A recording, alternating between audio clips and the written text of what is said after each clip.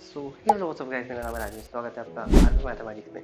आज के वीडियो में मैं लेके आया हूँ क्लास 9 का चैप्टर नंबर 1 सेट्स का lecture number 4 video. Last lecture में हमने सीखा था कि वेन डायग्राम क्या होता है, सबसेट क्या होता है और यूनिवर्सल सेट क्या होता है। इस वीडियो में मैं लेके आ गया कॉम्प्लीमेंट ऑफ सेट क्या होता है, प्रैक्टिस सेट 1.3 के भी कुछ क्वेश्चन और ऑपरेशंस ऑन सेट्स क्या होंगे। तो चलिए बिना देरी के शुरू करते हैं। तो और first topic is complement of set. तो कॉम्प्लीमेंट ऑफ सेट का मतलब क्या होता है, एक सेट का कॉम्प्लीमेंट। जैसे मेरे पास एक यूनिवर्सल सेट है, उसके अंदर एक सेट ए है। जैसे कि मेरे पास एक सेट यूनिवर्सल सेट है जिसको अपन यू से डिनोट करते हैं, जो हमने लास्ट लेक्चर में देखा था। यूनिवर्सल सेट हम सेट के बाहर लिखते हैं, ये हमने लास्ट लेक्चर में सीखा था। अभी क्या बोला है, यूनिवर्सल सेट के अंदर मेरे पास एक और सेट है जिसका नाम है सेट ए। सेट ए के अंदर जो एलिमेंट्स है, सेट ए के अंदर जो एलिमेंट्स है वो है 3, 5, 7, 9, 11 एंड 2। ये हो गए एलिमेंट्स सेट ए के अंदर। और जो सेट ए के बाहर है, जैसे कि 15, 13 और 12, 6, ये जो है वो सेट ए के बाहर है। सेट ए के अंदर जो एलिमेंट है उसको हम एलिमेंट ऑफ सेट ए बोलेंगे। यूनिवर्सल सेट के अंदर जो बोलेंगे उसको हम बोलेंगे elements of universal set. But जो एलिमेंट्स यूनिवर्सल सेट के अंदर तो है लेकिन सेट ए के अंदर नहीं है, मतलब सेट ए के बाहर है, उसको हम बोलेंगे कॉम्प्लीमेंट ऑफ सेट ए। क्या बोलेंगे? Complement of set A. इसको अपन लिखते हैं ए डैश। ए डैश के एलिमेंट्स को हम क्या लिखेंगे? 6, 15, 13, 12। ये क्या है? मेरे कॉम्प्लीमेंट ऑफ सेट के एलिमेंट्स है। अब मुझे अगर बोला है कि सेट ए के एलिमेंट्स लिखो तो मैं क्या लिखूंगा? 11, 2, 3, 5, 7 एंड 9। अब एक चीज नोटिस करना, ए के एलिमेंट और ए डैश के एलिमेंट, मतलब कॉम्प्लीमेंट ऑफ सेट ए के एलिमेंट, उन दोनों में कुछ भी चीज़ें सिमिलर नहीं है। और मैंने अगर बोला तुमको यूनिवर्सल सेट के एलिमेंट्स को लिखो तो तुम क्या आप लोग क्या लिखोगे? 2, 3, 5, 9, 7, 11, 6, 15, 13 एंड 12। ये हो गए यूनिवर्सल सेट। यूनिवर्सल सेट में मतलब ये पूरी चीज़ें आएंगी। सेट ए में जो सेट ए के अंदर है वही चीज़ें आएंगी, और कॉम्प्लीमेंट ऑफ सेट ए मतलब जो उसमें नहीं है वो बाहर की चीज़ें आएंगी। इसको अपन यहाँ पे लिखेंगे A dash. Set A universal set के अंदर लिखेंगे। यूनिवर्सल सेट का नाम हमने बाहर लिखा है, कॉम्प्लीमेंट ऑफ सेट ए का नाम हमने अंदर लिखा है। Is that clear? सो यहाँ तक हमारा हो गया कॉम्प्लीमेंट ऑफ सेट। सो हमारा नेक्स्ट टॉपिक जो कि प्रैक्टिस सेट 1.3 के कुछ क्वेश्चंस है। तो चलिए बिना देरी के कुछ क्वेश्चंस वहाँ के सॉल्व करते हैं। जो हमारा फर्स्ट क्वेश्चन है वो सबसेट के ऊपर बेस्ड है। जैसे कि ये क्वेश्चन में लिखा है if A is equals to, set A is equals to, उसके अंदर जो एलिमेंट देखे हैं A B C D E, and set B जो देखे वो सी डी ई एफ देखे, एंड सेट सी के एलिमेंट्स क्या है? बी और डी देखे, एंड सेट डी के एलिमेंट ए और ई देखे। तो मुझे यहाँ पे क्या बोला है, आपको करना है ट्रू या फॉल्स। क्या करना है? ट्रू और फॉल्स। हमको ये चीज़ें बताना है कि ये जो स्टेटमेंट नीचे देखे, जो ये 6 के 6 स्टेटमेंट है वो इस सेट के अकॉर्डिंग सही है या गलत है। तो फर्स्ट हमारा क्या लिखते हैं? C is the subset of B. ये जो बीच में साइन है वो क्या है? सबसेट का साइन है। तो C is the subset of B. C कहाँ है सेट मेरा? ये बी एंड डी। तो क्या सेट सी में जो एलिमेंट आते हैं वो सेट बी में भी आते हैं? ये कहना क्या चाहता है, सेट सी के एलिमेंट सेट बी के अंदर आता है या नहीं? तो सी के एलिमेंट क्या है? बी और डी, बी और डी। तो क्या बी और डी सेट बी के अंदर है? डी मिला है, लेकिन क्या मुझे बी मिला है? नहीं मिला है। तो क्या ये सबसेट होगा? क्या बोला है? जो छोटा सेट है, मतलब जो पहले जो सेट आता है वो छोटा सेट होता है, जो बाद में जो सेट होता है वो बड़ा सेट होता है। तो छोटे सेट के सारे एलिमेंट बड़े सेट में होने चाहिए। तो यहाँ पे सिर्फ डी मिला है मुझे। क्या बी मिला है? नहीं मिला है। तो ये ट्रू नहीं होगा, ये क्या होगा मेरा? फॉल्स होगा। सेकेंड स्टेटमेंट क्या बोल रहा है? A is the subset of D. A के एलिमेंट्स क्या क्या है? A B C D E, and D के एलिमेंट्स क्या है? A and E. तो ये तो पॉसिबल ही नहीं है, क्योंकि जो पहला होता है वो छोटा सेट होता है, जो बाद में होता है वो बड़ा सेट होता है। तो यहाँ पे पहला बड़ा सेट है, बाद में छोटा सेट है, तो ये भी हो जाएगा मेरा फॉल्स। नेक्स्ट क्या बोला है? D is the subset of B. तो ए और ई, क्या पे ए और ई है? नहीं है। ई है, ए नहीं है। तो ये भी क्या हो गया मेरा? फॉल्स हो गया। Next question, D is the subset of A. D is the subset of A which is D, this is D. A comma ई, क्या ए और ई सेट ए में है? ए भी है, ई भी है। तो क्या ये ट्रू है? हाँ, ये ट्रू है।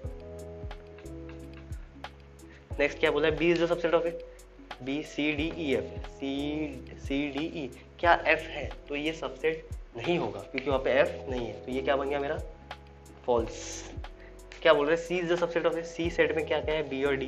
क्या बी और डी सेट ए में है? तो ये बन गया मेरा ट्रू। तो ये हो गया प्रैक्टिस सेट 1.3 का फर्स्ट क्वेश्चन सॉल्व। तो चलते हैं नेक्स्ट क्वेश्चन की तरफ। सो और नेक्स्ट क्वेश्चन इज जो वेन डायग्राम के ऊपर है, take set of natural number from 1 to 20।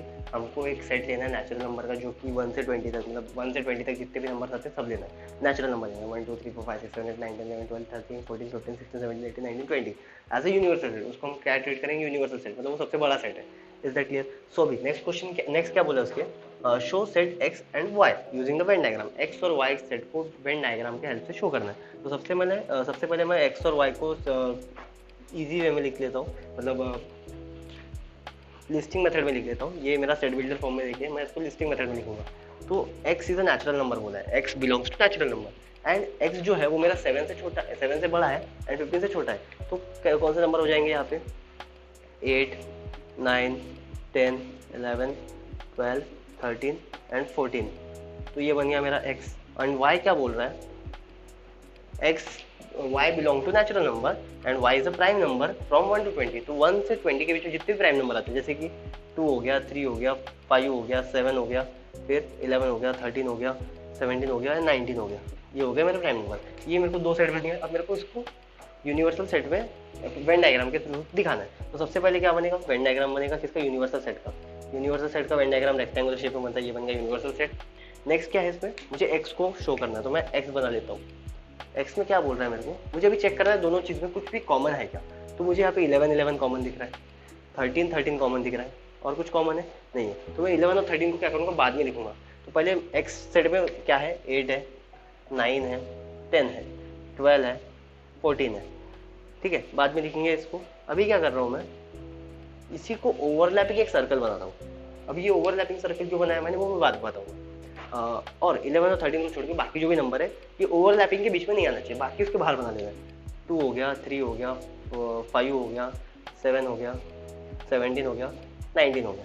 तो अभी ये जो ओवरलैपिंग के बीच में जो डिस्टेंस जो भी चीज़ आया अभी उसको दे देंगे हम 11 और 13। क्या देंगे, 11 एंड 13। अब ये 11 एंड 13 वहाँ पे क्यों लिखा है, इसका रीज़न क्या है देखो। जो मेरा सेट एक्स था, ये मेरा क्या था, सेट एक्स था, ये मेरा क्या था, सेट वाई था।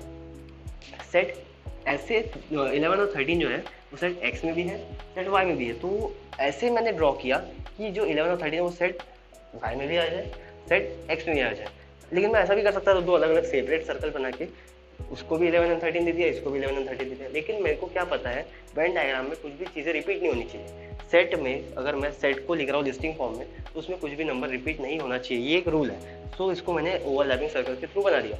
अब मैंने यहाँ पे यूनिवर्सल सेट ट्रीट किया, तो यूनिवर्सल सेट के सारे नंबर आएगा इसके अंदर, चेक करना है। 1 आया क्या, आ गया 1, 1 आया क्या, नहीं आया, 1 लिख देंगे।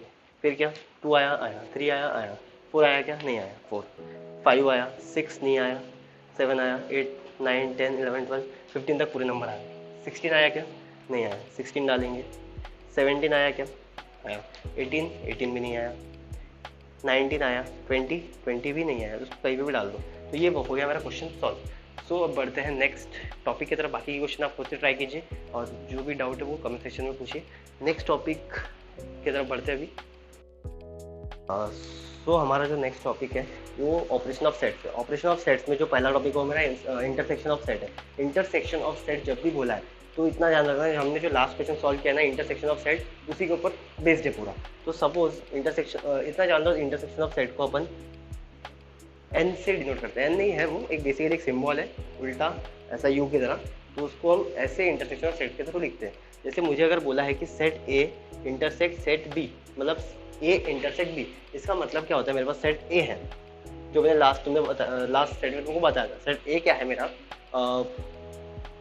सपोज कोई तो भी नंबर 1 5 9 7 11 12, ये सेट ए है। सेट बी क्या बोल रहा है, 3 5 9 16 17, 2 सेट हो गए मेरे पास। अब क्या बोला है, इंटरसेक्शन का मतलब क्या है, ऐसे एलिमेंट्स जो सेट ए में भी है सेट बी में भी है। तो ऐसे मुझे यहाँ पे 5 दिखा है, यहाँ पे 9 दिखा है, 2 एलिमेंट दिख चुके हैं जो उधर भी है इधर भी है। तो अगर मैंने बोला ए इंटरसेक्शन बी, क्या बोलते हैं इसको हम, ए इंटरसेक्शन बी, इसको अपन लिखेंगे 5, 9। जैसे हम HCF निकालते हैं ना, वैसे इसमें से HCF में कैसे कॉमन निकालते हैं वैसे इसमें भी निकालना है, 5, 9। ये हो गया मेरा इंटरसेक्शन ऑफ सेट। इसको हम ऐसे लिखेंगे ए इंटरसेक्शन ऑफ बी लिखो, या फिर बी बी इंटरसेक्शन ऑफ ए लिखो, बात एक ही है, 5,9। सो ये हो गया हमारा आज का टॉपिक कंप्लीट। इसको अगर वेन डायग्राम में बनाना है तो हम ऐसे बनाएंगे, दो इंटरसेक्टिंग सर्कल्स होंगे 1 7 11 12। ये थोड़ी देर पहले मैंने बताया था कि इसको ऐसे क्यों लिखना है। फिर 3 16 एंड 17 जो कॉमन है उसको इसके अंदर डाल दो। और ये जो पार्ट है, ये जो एक्स्ट्रा पार्ट आया, जो ओवरलैपिंग पार्ट है, इसी को हम बोलते हैं इंटरसेक्शन। सो ये जो इंटरसेक्शन है इसी को हम वेन डायग्राम से ऐसे दिखाते हैं। सो आज का टॉपिक यहीं पे ख़त्म होता है। सो मिलते हैं अब नेक्स्ट वीडियो में। नेक्स्ट वीडियो में हम देखेंगे कि यूनियन ऑफ सेट क्या होता है, जो इसके नेक्स्ट वाला टॉपिक है ऑपरेशन ऑफ सेट्स का है। सो अगर ये टॉपिक समझ में आया हो तो वीडियो को लाइक कीजिए, चैनल पर नए तो सब्सक्राइब कीजिए और वीडियो को ज़्यादा से ज़्यादा शेयर कीजिए। हम मिलते हैं नेक्स्ट लेक्चर में 5 वीडियो में।